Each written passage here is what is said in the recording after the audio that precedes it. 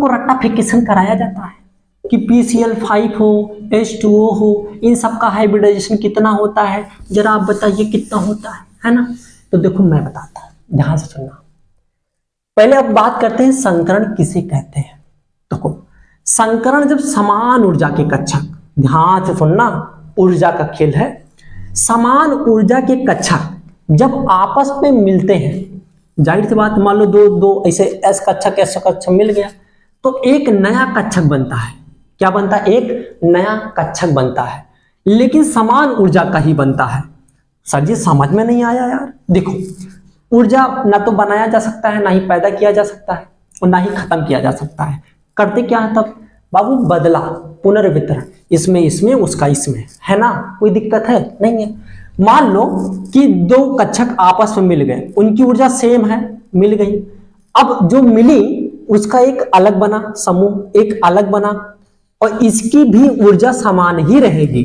ठीक है, जैसे समान ऊर्जा के कक्षक जब आपस में मिलते हैं तो जब एक नया संकरण बनता है, जब एक नया समान ऊर्जा का बनता है उसे कहते हैं संकरण। कोई दिक्कत है? नहीं है। बहुत अच्छी बात है। तो हम समझ गए सर कक्षा, उपकक्षा, ऑर्बिटल क्या होता है, कोई दिक्कत नहीं है। अब हम बात करते हैं कि देखो एस, जैसे मान लो, अब डायरेक्ट क्वेश्चन पे आते हैं, जैसे मान लो CH4 है। क्या है? CH4। लेकिन सर जी हम कितने संकरण को पढ़ते हैं? तो मान लो हमारा ये S है, क्या है ये? S। अब मान लो यहां पे क्या है? P, डिंग डंग, 3 हो गया। अच्छा यहां मान लो हमारा D है, क्या है? 1 2 3 4, और एक और बना दे 5, 1 2 3 4 5, हटाओ इसको, 5 हो गया। ठीक। देखो जब एक S एक ऑर्बिटल से बनेगा P से, देखो ये P है और ये S है और ये क्या है? D। बहुत ध्यान से सुनना बाबू, जब ये S एक P से मिलेगा, देखो इसका एक कक्षक और इसका एक कक्षक, तो इसको बोलेंगे Sp। ध्यान से सुनना, इसका एक कक्षक और इसको मून दो, सब इसको मूनो बुलाओ उसको, तो इसका एक कक्षक और इसका एक कक्षक जब मिलेगा तो उसको बोलेंगे Sp। अच्छी बात है। जब इसका दो कक्षक मिलेंगे तो इसे देखो S का केवल एक है और P का कितना है सर? 2, तो इसे बोलेंगे Sp2। देखो इसका S, और मान लो इसको तीनों मिलेंगे तो इसको क्या बोलेंगे? आप तो होशियार हो गए, इसको बोलेंगे Sp3।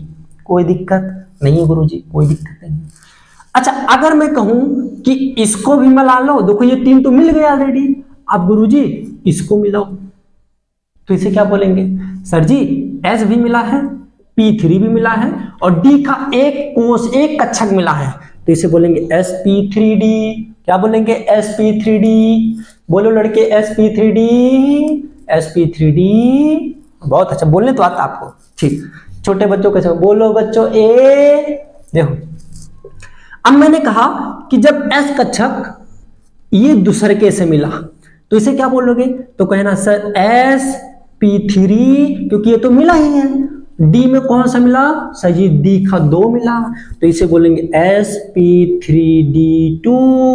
कोई दिक्कत नहीं है। इसको आप कभी Sp² मत पढ़ना, Sp2 Sp3 इसे पढ़ना। ठीक है? ठीक है, हाँ ठीक है।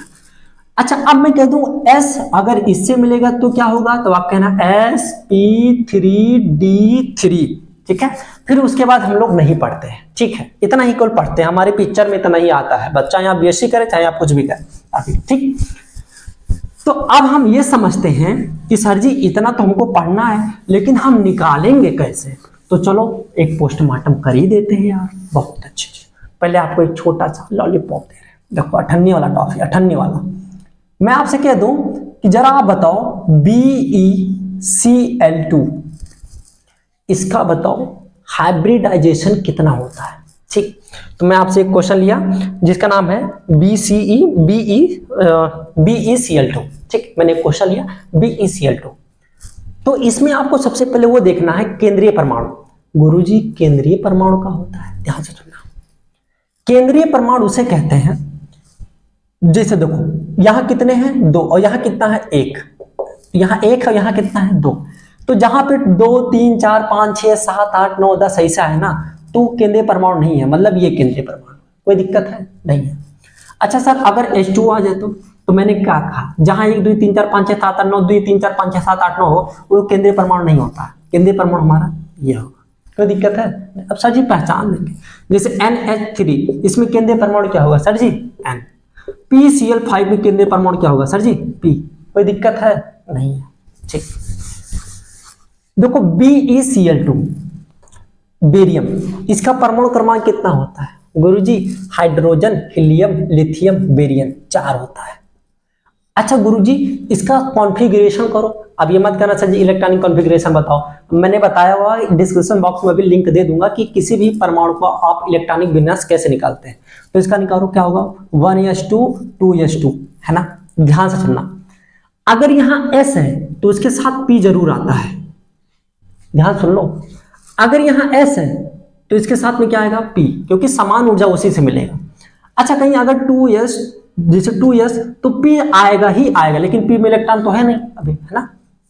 अगर मान लो 2p आ गया, जैसे 1s 2s 2p, जैसे मान लो P आ गया तो D नहीं आएगा। सर जी क्यों नहीं आएगा? इसलिए नहीं आएगा बाबू क्योंकि 2p 3s 3p 3d ये तो कोई बहुत लंबा गैपिंग है, और ये संकरण ये कहने का मतलब है कि समान ऊर्जा नियर बाई कक्षक, मतलब इसके नजदीक हो। अगर मैं कह दूं कि हमारा 3p आ गया तो जाहिर सी बात है तब D आएगा ही आएगा, इस चीज को समझ लेना। जैसे मान लो P लिया, अगर मान लो 2p तो क्या D कक्षक आएगा? नहीं आएगा। क्यों? क्योंकि सर जी इनकी बीच की गैपिंग बहुत ज्यादा है, तो इसको कूदाने में दिक्कत होगी, ज्यादा कूदाने में ज्यादा एनर्जी खत्म कर देगा। तो ज्यादा एनर्जी जब खत्म हो जाएगा तो हमारा नियम गलत हो जाएगा। संकरण क्या कहता है? समान ऊर्जा होना चाहिए। ठीक, कोई दिक्कत नहीं। तो S 1s 2s 2p अर्थात S में P आता है, देखो 2p में 2p आता है। ठीक, इसका सेल समान है तो यहां लेंगे एक P में कितने कोष होते हैं, कितने कक्षक होते हैं सर? 3। ठीक, कोई दिक्कत नहीं।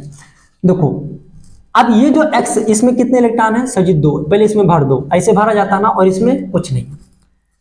इसे कहते हैं बाबू, इसे कहते हैं नॉर्मल कंडीशन, इसे कहते हैं इंग्लिश में तटस्थ अवस्था। हम इसे बोलेंगे नॉर्मल कंडीशन, मतलब ये अभी नॉर्मल है। ठीक, तो नॉर्मल है भाई साहब, अभी घर में इसे पड़ा हुआ है।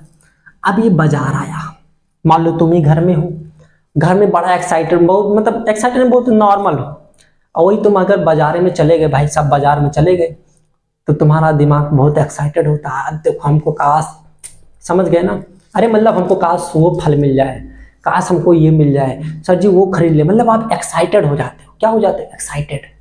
तो क्या आप ही एक्साइटेड होते हो? बहुत लोग नहीं हो, बहुत लोग तो होते होंगे। हाँ देखो मैंने कहा कि ये S है तो इसको S बनाओ। अब ये इतना एक्साइटेड हो गया ना कि बगल वाले इसका है काश तुम मिल जाओ, तो उसको मिल जाता है। इसमें एक इलेक्ट्रॉन कूद को उसमें भेज देता था, कहा था चलो। इसे बोलते हैं एक्साइटेड स्टेट। इसे क्या बोलते हैं? Excited state. इसे कहते हैं उत्तेजित अवस्था। एक ठो था उसको दे दिया, ये था उसको दे दिया। अच्छा अब कितने Cl? अब भाई Cl कितने हैं? 2 Cl है, तो एक Cl में इलेक्ट्रॉनों की संख्या कितनी होगी सर जी? अब ये क्या करेगा, Cl एक इसको दे देगा और एक Cl इलेक्ट्रॉन इसको दे देगा।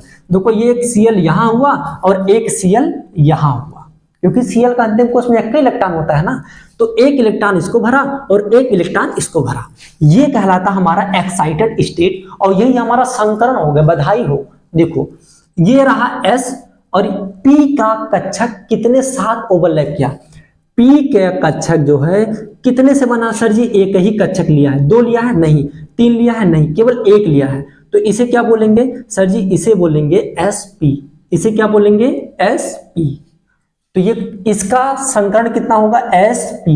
कोई दिक्कत नहीं है, ध्यान से सुन लो, कोई दिक्कत नहीं। चलो एक एग्जांपल और लेते हैं, बहुत एग्जांपल कराएंगे। इधर देखो